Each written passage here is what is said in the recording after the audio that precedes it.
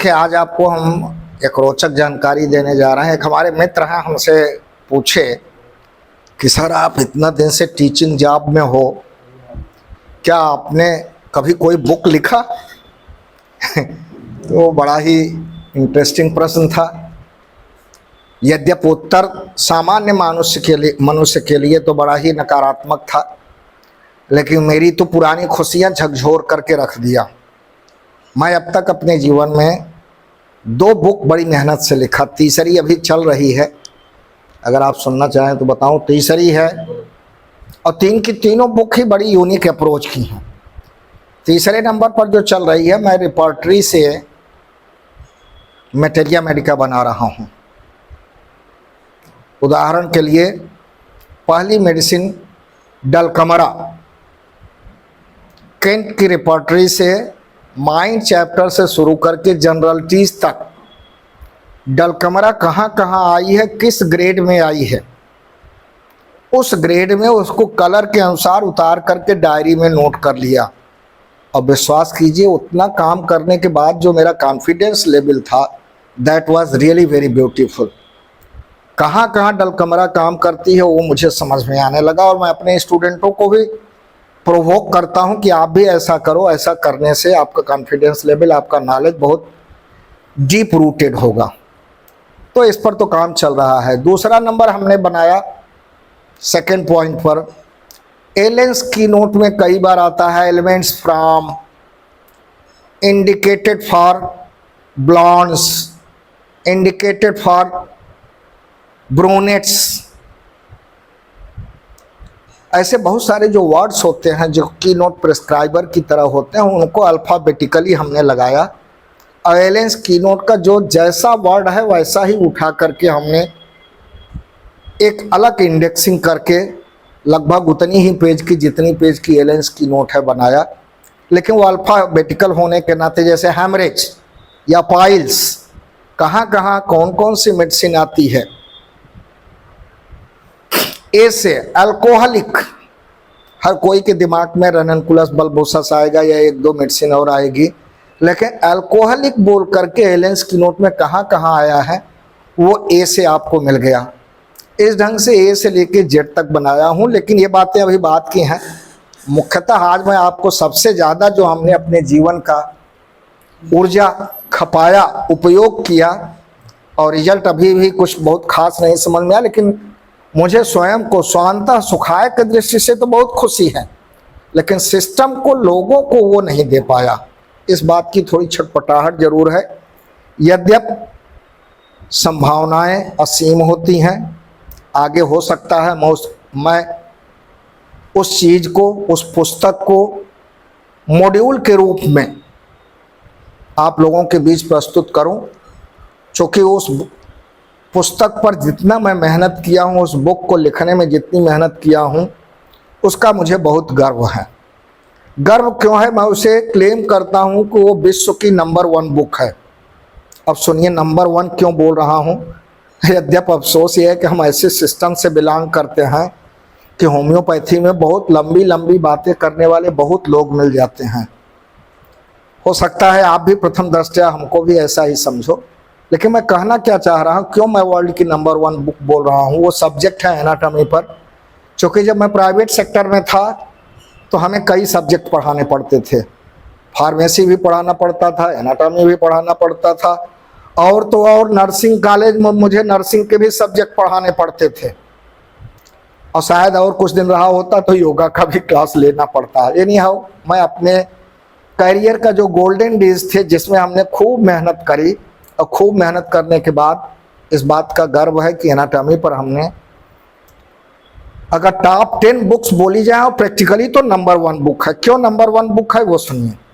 सबसे पहले एनाटॉमी में हम जो डिवीजन करते हैं, ऑस्टियोलॉजी की, स्प्लैंक्नोलॉजी की, स्टडी ऑफ जॉइंट्स की, स्टडी ऑफ ब्रेन की, स्टडी ऑफ डिसेक्शंस की, कोई एक ऐसी बुक नहीं है जो एक यूनिफॉर्मिटी देती हो कि आप बोन को कितने हेडिंग में पढ़ो।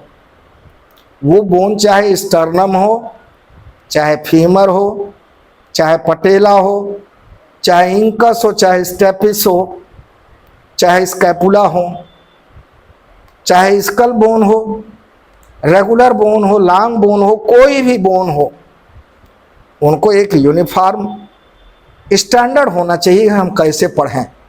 मुझे इस बात की खुशी है, बहुत मेहनत करने के बाद हमने 9 हेडिंग्स बनाई। मेरा हर स्टूडेंट से, हर जिज्ञासु से अपील है कि अगर वो 9 हेडिंग्स सिर्फ याद कर ले तो वो कभी भी किस टॉपिक पर उसकी तैयारी हुई है, किस पर नहीं हुई है, वो समझ सकता है।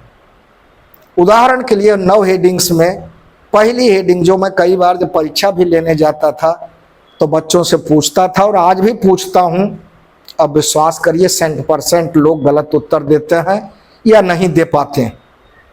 आप बोन पढ़ने गए, फीमर रखी हुई है सामने, उठाए बोले ये फीमर है, लॉन्ग बोन है। मेरा ये कहना रहता है वो तो लंबी दिख रही है, लंबी दिख रही है तो हर कोई उसको लॉन्ग ही बोलेगा, कोई फ्लैट नहीं बोलेगा। तो जब हमारी बुक आप देखेंगे तो उसमें बेसिक्स में है कि टाइप ऑफ बोन्स, जो 7 टाइप की बोन होती हैं उनके लिए बहुत ज़्यादा बुद्धि नहीं लगाने की ज़रूरत है। सिर्फ 2-2 point her type of bone के लिए कि ऐसा ऐसा होना चाहिए तो ऐसी बोन को हम इस टाइप का बोन बोलेंगे। जैसे लॉन्ग बोन में हड्डी लंबी दिखती है, ये तो सर्वमान्य सत्य है, लेकिन लॉन्ग बोन वही होती है जिनके किनारे एक्सपांडेड होते हैं। As this bone is looking long and having the expanded ends, so that they are called as long bones. ऐसे ही शॉर्ट बोन, ऐसे लॉन्ग शॉर्ट बोन, ऐसे ही इरेगुलर बोन, सिसमॉइड, न्यूमेटिक, जो 7 प्रकार की हैं, ये 7 प्रकार को मात्र 14 लाइन पढ़ने की जरूरत है। उस आधार पर आप बड़े साइंटिफिक मैनर में आप बोल सकोगे कि ये बोन किस टाइप की है। फिलहाल टाइप मेरे 9 हेडिंग में दूसरी हेडिंग होती है। पहली हेडिंग होती है डिफिनीशन। कल्पना करिए कि आप कुछ भी चीज़, कोई भी टॉपिक पढ़ रहे हैं और उस टॉपिक है क्या अगर नहीं बता सके और बाकी आप सब कुछ बता दिए तो उसको पढ़ने का कोई मतलब निकलता है। और बहुत सारी बोन्स, बहुत सारे ऑर्गन्स ऐसे हैं जिनको डिफाइन करने की ज़रूरत है। जैसे बहुत कॉमन एग्जांपल दे रहा, वेरी वेरी कॉमन, स्टमक। बहुत सारी बुक में भी वैसे ही गलत उल्टा पुल्टा लिख दिया है। स्टमक क्या है? ए रिजर्वायर ऑफ फूड है। क्या ऐसा कह देना उचित है कि रिजर्वायर ऑफ फूड है? रिजर्वायर ऑफ फूड और दूसरे जगह नहीं हो सकते? स्टमक के ठीक आगे ड्यूडेनम, जेजुनम, एलियम तक भी तो कहीं न कहीं फूड के ही मटेरियल जाते हैं। जैसे यहाँ थोड़ी देर के लिए रुकता है वैसे थोड़ी थोड़ी देर के लिए आगे भी तो रुकता है, वो भी तो ऑर्गन है। और जब डेफिनेशन दिया जाता है तो डेफिनेशन उसके अलावा और किसी पर लागू नहीं होता। मेरा चैलेंज है, ज़्यादातर बुक्स जो मार्केट में अवेलेबल हैं, जरा स्टमक के डेफिनेशन को आप स्वयं इवैल्यूएट करिए कि कंफ्यूजिंग है या वेरी कॉन्सेप्ट क्लियरिंग है। हमसे आप जुड़े रहेंगे तो ऐसी ही रोचक जानकारियां हम आपको देते रहेंगे। ज़रूरत पड़ने पर हमें आप फ़ोन भी कर सकते हैं, पर्सनल भी विजिट कर सकते हैं, और जब हमारी बुक मॉड्यूल फॉर्म में आ जाएगी तो भी आप देख सकते हैं, पढ़ सकते हैं। ऐसा ही एक दूसरा टॉपिक आपको और याद कराता हूँ। एक ऑर्गन है लीवर। लीवर में, लीवर 5 अक्षर से मिल करके बना है, 5 वर्ड से, LIVER। मैं पढ़ाते समय बोला करता था कि महाभारत काल में हम एक पांचाली का नाम सुने थे, लेकिन हमारे लीवर में सुपर पांचाली के लक्षण व्याप्त हैं। सुपर पांचाली क्यों बोला? इसके 5 सब कुछ 5-5 हैं।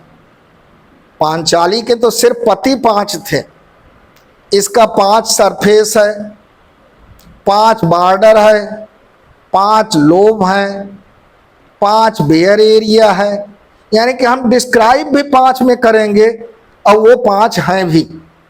जरा उठा के देख लेना कि किस बुक में सारी चीज़ें 5-5 मिलती हैं। मैं मानता हूँ लोग किसी बुक में 5 मिल जाएगा तो वहाँ बॉर्डर मिसिंग रहेगा, बॉर्डर मिल जाएगा तो सरफेस मिसिंग रहेगा।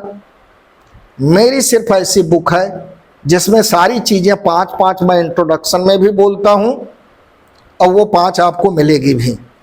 लेकिन सच्ची बात यह है कि जब भी कोई आर्गन आप पढ़ो तो उनके लिए 9 कॉमन हेडिंग्स होने चाहिए। वो सिर्फ 9 कॉमन हेडिंग्स एक जगह सिर्फ और सिर्फ मेरी बुक में आज तक आए हैं और न किसी में आया है। आगे आएगा कि नहीं हो तो भगवान जाने। मैं मानता हूँ कई पुस्तकें ऐसी हैं जिनमें कुछ हेडिंग आती है, तो किसी में शुरू का 5 आता है, किसी में लास्ट का 5 आता है, किसी में बीच का 3 आता है, किसी में लास्ट का 2 बहुत ज़्यादा आता है। लेकिन एक यूजी स्टूडेंट को परीक्षा देते समय, शिक्षा ग्रहण करते समय किसी भी आर्गन के बारे में या किसी भी बोन के बारे में जो बेसिक जानकारियां चाहिए, जो उसको परीक्षा में जरूरत भी पड़ती है, पूछा भी जाता है, hold the organ in anatomical position. कौन सी बुक है जिसमें एनाटॉमिकल पोजीशन में आर्गन पकड़ने की बात कही जाती है? अगर किसी में कही जाती होगी तो उसमें डिफिनीशन नहीं होगा।